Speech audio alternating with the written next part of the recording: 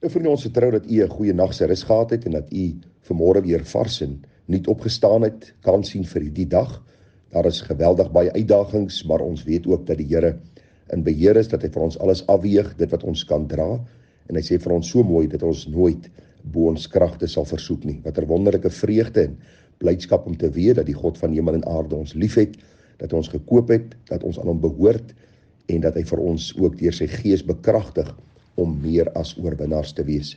Nou wil ek groet vanmôre met die baie besondere woorde van Halleluja lied 3. Nou Halleluja lied 3 gaan oor die heiligheid van God, dit gaan oor die reddende genade van God, die grootheid van hom en dat hy ook in ons as mens belangstel deurdat hy hom ontferm het oor ons en ons uit genade kom red het. Nou vers 6 van hierdie Halleluja lied sluit hierdie lied af en hy vat hom mooi saam en hy sê: Heilige God, maak ons in deugde aan u goddelike beeld gelyk. Laat dit wees ons hoogste vreugde om die sonde te ontwyk, tot ons eens u troon omring en as vrygekoop te sing met die serafs u ter ere, heilig, heilig, heilig, Here. Pragtige lied en woorde wat my getref het is: Here, maak ons aan u goddelike beeld gelyk. Baie belangrik dat ons die sonde sal ontwyk en dat ons eendag voor u troon as vrygekooptes kan sing. En ag vriende, dit is so. Ons lewe gaan so vinnig verby. En die gebed van my hart is dat u en ek nie ons lewe sal vermors met al die dinge wat die wêreld vir ons bied nie, maar dat ons werklik ons oë gefestig sal hou op die hiernamaals, op die dag van afrekening en dat ons met blydskap dit tegemoet sal gaan, omdat ons weet ons is vrygekoop, ons behoort aan die Here en ons lewe nie doelloos nie, maar sinvol om sy naam te verheerlik en sy koninkryk uit te brei. Nou vanmôre se gedeelte vriende gaan oor die gedagte van om borg te staan en dan luiheid. Maar kortliks saamgevat gaan hoofstuk 6 se eerste paar verse oor 2 optredes wat tot armoede in jou en my lewe kan lei. Nou daar is geweldig baie armoede in ons land en daar's baie redes wat ons daarvoor kan gee en daar is mense wat regtig ly, daar is mense wat deur baie moeilike omstandighede gaan en ons harte gaan uit vir hulle en waar ons kan, help ons hulle.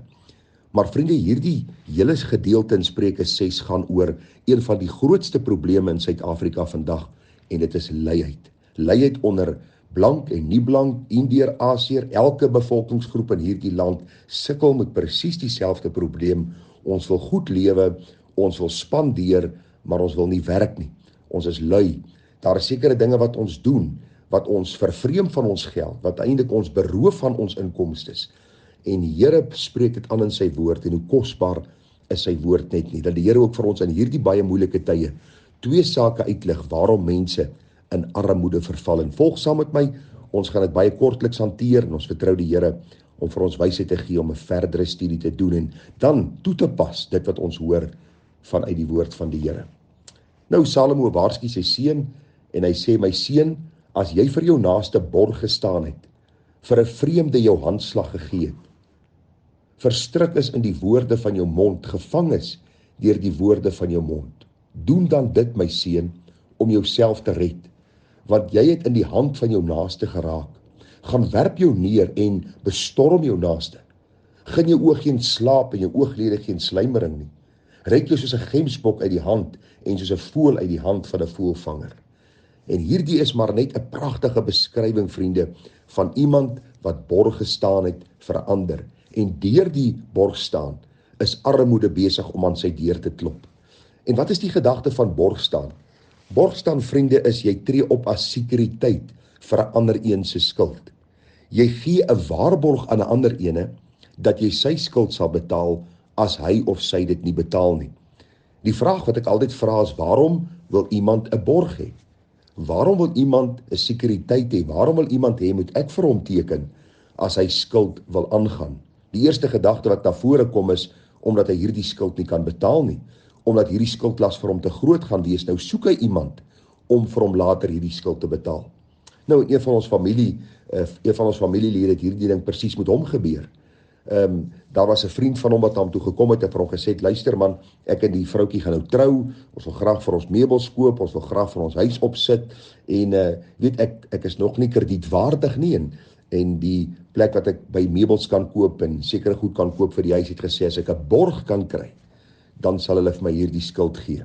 En wat het hierdie familielid van my gedoen? Uit die goedheid van sy hart het hy gegaan en hy het borg gaan teken vir hierdie persoon, 'n goeie vriend van hom. Hy trou nou, daar is baie sentiment rondom hierdie gebeure en alles. En hierdie persoon was gevang in die woorde van die ander ene, borg geteken, en tot die einde van daardie persoon se lewe kon hy nooit skuld gemaak het nie. Elke keer as hy by 'n plek kom, as hy self vir hom iets wil koop, jy's op die swartlys meneer, want jy daar borg gestaan en jy daai skuld nie betaal nie. Daai vriendskap is daarmee heen en die hartseer gevolge het vir jare in daardie persoon se lewe diep indrukke gelaat.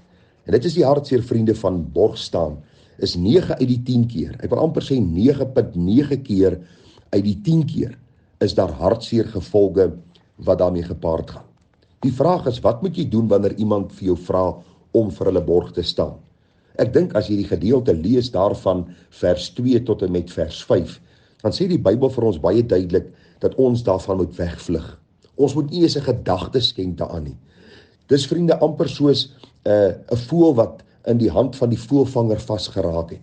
Die oomblik wanneer mense met mooi praatjies na jou toe kom, of dit nou kinders is, of dit nou kleinkinders is, of dit nou familie of vriende is, die oomblik wanneer hulle met mooi woorde na jou toe kom, hierdie beloftes maak van, hulle sal dit betaal, hulle het genoeg geld om dit te betaal, jy moet net vir hulle borg staan, net sekuriteit gee, sodat hulle verseker kan wees dat hierdie transaksie sal deurgaan, of dat hierdie eiendom gekoop kan word, of hierdie goed aangekoop kan word, wil ek vir jou sê, moenie in jou woorde verstrik raak nie.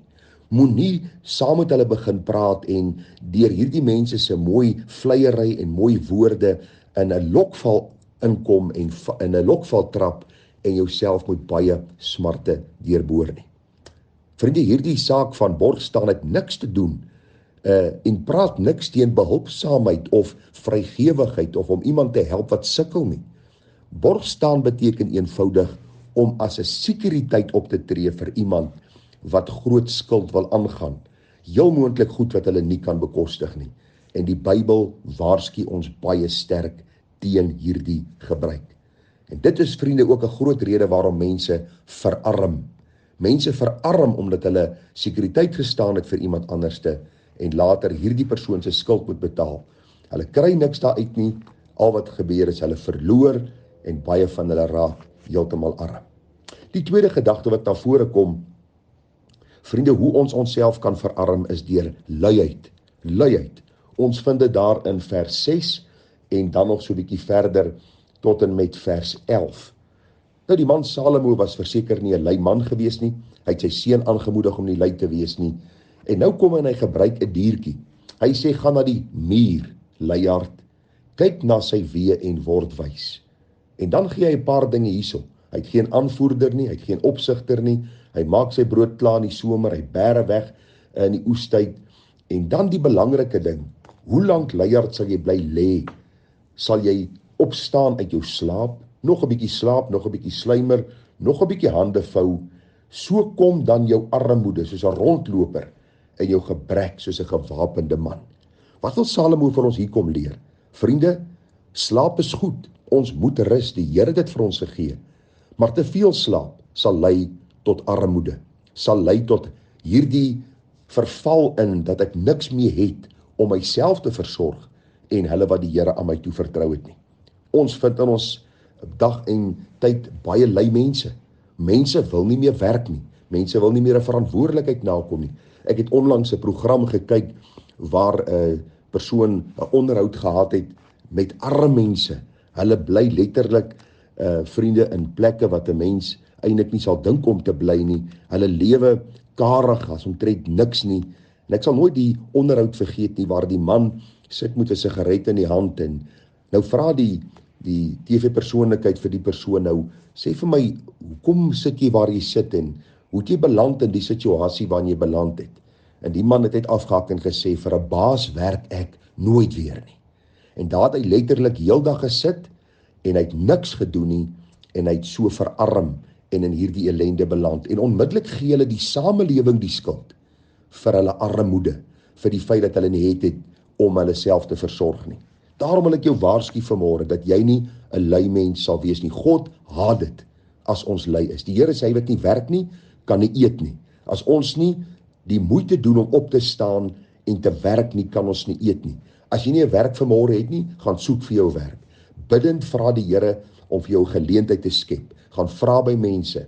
Vriende, doen moeite. Die Bybel sê vir ons baie duidelik, ons moet ons eer daarin stel om met ons eie hande te werk. Daar is mense wat afgetree het, mense wat op pensioen is, mense wat te oud is om te werk, en ons verstaan dit, en ons bid die Here dat ons wysheid sal hê om hulle te versorg. Maar hierdie twee gedeeltes, die borg staan en die luiheid, gaan oor mense wat armoede oor hulle self bring, omdat hulle sekere dinge gedoen het, wat hulle nie moes gedoen het nie. Daarom belangrik, wil ek jou vra dat jy as kind van die Here met wysheid sal optree, wanneer iemand jou vra om borg te staan, dat jy sal sê, luister, dit sal ek nie kan doen nie, want die Bybel sê vir my, ek mag dit nie doen nie. En dan luiheid, Here gee my genade om nie lui te wees nie, en ook my kinders te begelei, en my kleinkinders te begelei, en my familie en vriende, en mense te begelei, deur my lewe van toewyding, dat hulle kan sien, ek is nie 'n lui mens nie, ek is toegewyd, ek werk hard, want dit is 'n opdrag van God, van die tuin van Eden af, dwars deur die Bybel, dat ek my eer daarin stel, om met my eie hande te werk, dat ek nie lui sal wees, en dan kom armoede na my, die Bybel sê vir ons, as 'n rondloper, en dan soos 'n gewapende man, en ek my hele gesin in hierdie ellende indompel, omdat ek nie God se opdragte gehoorsaam nie. Mag die Here ons seën, is 'n brokkie wysheid vanmôre, mag ons daaruit leer, en mag ons versterk word deur die geloof. Seën vir u, mooi dag verder, Tana.